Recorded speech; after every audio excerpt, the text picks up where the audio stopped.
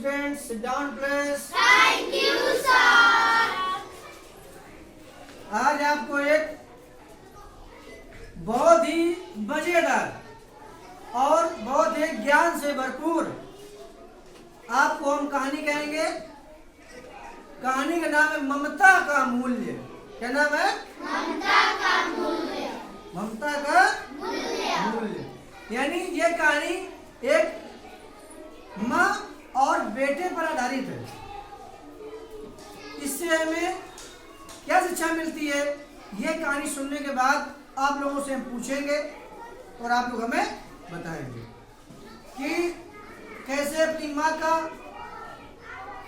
आदर करना चाहिए, कैसे उनका हमें सम्मान करना चाहिए और माँ का ममता अपने बच्चे की कितनी बड़ी होती है, इसके विषय में जानकारी आप लोग मिलेगी। ठीक है?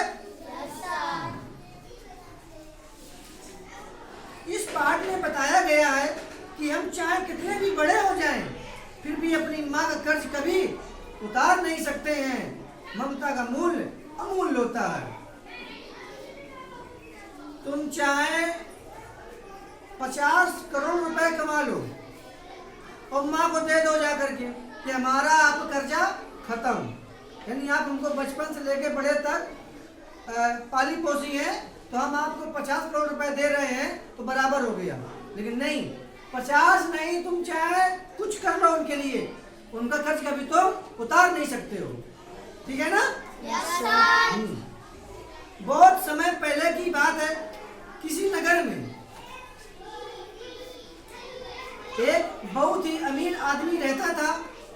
उसके पास बहुत धन दौलत थी। एक बार उसके मन में विचार आया कि अपनी माँ का कर्ज उतार दिया जाए। उसने सारा अनाज, सोना तथा नगद रुपए भी इकट्ठा किए और अपनी माँ के पास ले जाकर बोला, माँ, हम पर तुमने कितना भी रुपया पालने पोषने में खर्च किया है, मेरी शिक्षा में खर्च किया है, उससे हम बहुत अधिक धन तुमको देने आया हूं। उस धन को अपने हाथ से गरीबों में बांट देना ताकि मैं तुम्हारे ऋण से मुक्त हो जाऊं। बेटे की बात सुनकर माँ को बहुत दुख हुआ। उसने सोचा कि मेरा बेटा पैसे के घमंड में आकर ममता की कीमत धन से लगा रहा है। उस लड़के जब बड़ा हो गया, वो लड़का तो बहुत पैसा इकट्ठा किया। तो उसने पैसा इकट्ठा किया, सोना ले लिया और सब ले जाकर अपनी माँ को दे दिया। बोला, माँ, आपने मेरे पढ़ाई में, मेरे पालन पोषण में जो खर्च किया है उसका हम पूरा पैसा आपको सूद ब्याज के साथ में दे रहे हैं। ये पैसा आप ले जाकर गरीबों में बांट दीजिए ताकि हम कर्जा से मुक्त हो जाएं। ये बात जब माँ सुनती है तो माँ को बहुत दुख होता है। उसके आंख में आंसू आ जाते हैं कि मेरा बेटा पैसे के घमंड में आज ममता का मूल्य तोड़ने को जा रहा है। देखिए आगे क्या होता है। फिर वह बोली, बेटे, आज ही क्या, जल्दी है, धन तो मैं कल भी ले लूंगी। ये सुनकर बेटा बड़ा खुश हो गया। माँ क्या बोली, इतना क्या जल्दी है, धन तो हम कल भी ले लेंगे। रात को माँ ने एक बाल्टी में पानी भरकर पलंग के पास रख दिया। जब बेटा सो गया तो माँ ने बेटे के बिस्तर पर एक लोटा पानी डाल दिया। जाड़े का दिन था, बेटा तुरंत जग उठा। उसे माँ पर पानी डालना बहुत बुरा लगा। वह क्रोधित हो गया। माँ से बोला, माँ, ये तुम क्या कर रही हो, मेरे बिस्तर पर पानी क्यों डाल रही हो? उसकी माँ ने क्या किया, जनवरी के महीना था, एक बाल्टी पानी भर लिया। बोली, अब तुम सो जाओ यहाँ पे, फिर तुमको रात में बताते हैं। जब वो सो गया तो बाल्टी भर लिया पानी से और 3-4 लोटा उसी के बिस्तर पे डाल दिया उसके ऊपर से। अब तो वो सर्दी में कांपने लगा बड़ी तेज से। गुस्से से माँ से बोला, माँ, क्या कर रही हो, तुम्हें ये सोच भी नहीं है कि सर्दी के समय मेरे ऊपर पानी आप डाल रही हैं। देखिए माँ क्या कहती है। तब माँ ने कहा, बेटा, तुम एक रात में ही घबरा गए। मैं तो तुम्हें सूखे बिस्तर पर सुलाकर खुद गीले बिस्तर पर सोया करती थी।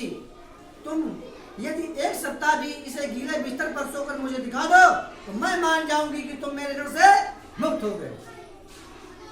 माँ ने क्या कहा कि अगर तुम मुझे पैसा मत दो, तुम मुझे सोना मत दो, तुम केवल दिसंबर जनवरी के महीने में इस गीले बिस्तर पर सो कर दिखा दो तो हम समझ जाएंगे आप हमसे कर्जा मुक्त हो गए। अपनी माँ की यह बात सुनकर बेटे को अपनी गलती का एहसास हो गया और उसने अपनी भूल के लिए अपनी माँ से क्षमा मांगी। माँ ने मुस्कुराकर अपने बेटे को क्षमा कर दिया। बेटा कितना ही गलती करे, कितना ही गलती करे, माँ पे कितना अत्याचार हो, लेकिन अगर बेटा कभी दुख में होता है तो उसके लिए माँ सहायता भी तैयार रहती है। कभी भी उसका ममता का मूल्य नापना बड़ा मुश्किल है।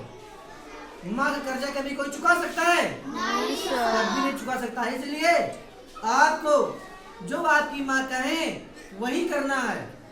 अगर कहते हैं कि आप यही धूप में खड़े रहिए तो आपको खड़े रहना, उनके आज्ञा का पालन करना है। पहली बात तो माँ कहेंगी नहीं, ऐसा कहेंगी नहीं कहेंगी, लेकिन अगर कह दें तो फिर वही करना है। उनकी बात का टाल मटोल कोई नहीं करेगा।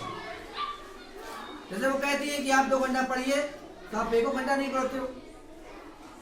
माँ कहती है थोड़ा सा ये काम कर दो, आप काम करने के बजाय खेलने चले जाते हो। ये चीज नहीं होना चाहिए, ठीक है ना? Yes, sir. हाँ। तो इस कहानी से आपको क्या शिक्षा मिली कि हमको माँ की ममता को कभी पैसे से आंकना नहीं चाहिए और मरते दम तक अपने माता और पिता की हमें सेवा करना चाहिए, उनकी आज्ञा का पालन करना चाहिए। भगवान राम ने एक बार पिता ने कह दिया था कि 14 वर्ष वनवास आपको रहना है, तो एक ही बार कहने से वो 14 वर्ष के लिए वन चले गए थे घर छोड़ करके। आपकी माँ तो इतना बड़ा तो नहीं कहेंगी, लेकिन वो यही चाहती हैं कि मेरा बेटा अच्छे से पढ़े, अच्छे संस्कार हो, हमें बुढ़ापा में सेवा करे, यही सबकी माँ चाहती है। तो करेंगे ना यही? Yes, sir. कितने लोग करेंगे? हाँ दिखाइए, उधर देखिए कितने लोग करेंगे, ये देखते हैं। हाँ आएंगे घर सबके, और जिसने माँ ने कह दिया कि नहीं कहना नहीं, मैं समझ उसे ही पिटेगा, ठीक है ना? Yes, sir. हाँ अच्छे भैया कैसे? ऐसे। ये लोग